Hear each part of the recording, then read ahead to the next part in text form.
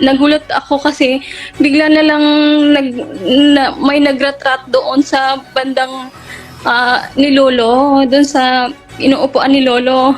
Tapos si Lolo nakita ko na napaganon siya, napalingon siya doon sa may bintana, sa may kusina. Tapos biglang natumba uli siya na ganyan. So nakita ko lahat ng bala papunta sa kanya. Labis na takot ang naramdaman ng 4 na Pinay caregiver sa kibbutz Nahal Ozi sa Gaza border dahil sa nangyaring sorpresang pag-atake ng Hamas sa Israel. Ayon kay Sally Makadin, mahimbing daw ang tulog nila nang biglang makarinig sila ng alarma na Ziwa Adom o Red Alert. Ibig sabihin nun, kailangan sa loob ng 10 segundo ay makapasok sila sa bomb shelter para makapagtago. Sir, sa ngayon, since na-evacuate kami dito sa kibbutz Mishmar, Haemek, we feel relieved po, and ayun po, feel namin na medyo safe kami dito, even though hindi naman talaga namin masabi since the attack was all over Israel.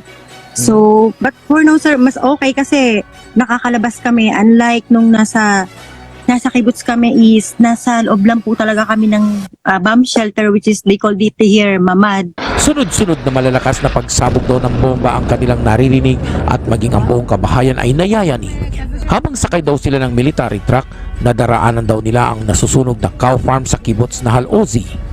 Ang unang evacuation center daw ay isang maliit na military camp, pansamantala silang nakapagpahinga at nakakain habang hinihintay ang ilang pang mga evacuees. Si Marisa Binting na isa ring caregiver ay kitang-kita rin ng kanyang dalawang mata kung papaano pagbabarilin ng mga terorista ang kanyang among lalaki. Dahil sa sobrang takot, agad daw siyang pumasok sa loob ng bomb shelter kasama ang kanyang among babae. Alauna ng hapon na may kumatok sa bomb shelter na Israeli Defense Force, subalit hindi daw niya ito binuksan at pinatay niya ang ilaw. Doon na rin daw sila umiihi dahil walang toilet sa loob. Ganap na alas 8 ng gabi nang balikan ulit sila ng IDF at saka lang niya ito binuksan nang nagpakilala na ito sa kanila. Yung sa part ko, naharangan kami sa kusina. Yung nakatayo ako doon, tapos may harang, so hindi nila ako nakikita doon. Pero wala po talagang nakikita sa loob kasi sarado naman po yung blind. So nagulat ako kasi bigla na lang may nagratrat doon sa bandang ni Lolo, doon sa inuupuan ni Lolo. Tapos si Lolo nakita ko na napaganon siya, napalingon siya doon sa may bintana, sa may kusina. Tapos biglang natumba uli siya na ganyan. So nakita ko lahat ng bala papunta sa kanya. Alas 4 ng umaga nang inilipat sila sa pansamantalang evacuation center sa kibbutz Mishmar Haemek North. Malayo ito sa war zone. Doon daw ay malaya silang nakakalabas at may nakakausap na rin silang mga kababayang Pinoy doon. Mariing kinundi na ng France ang pag-atake ng mga teroristang Hamas sa Israel at nangako ito na tutulong sa Israel sa pagpuksa sa mga teroristang grupo.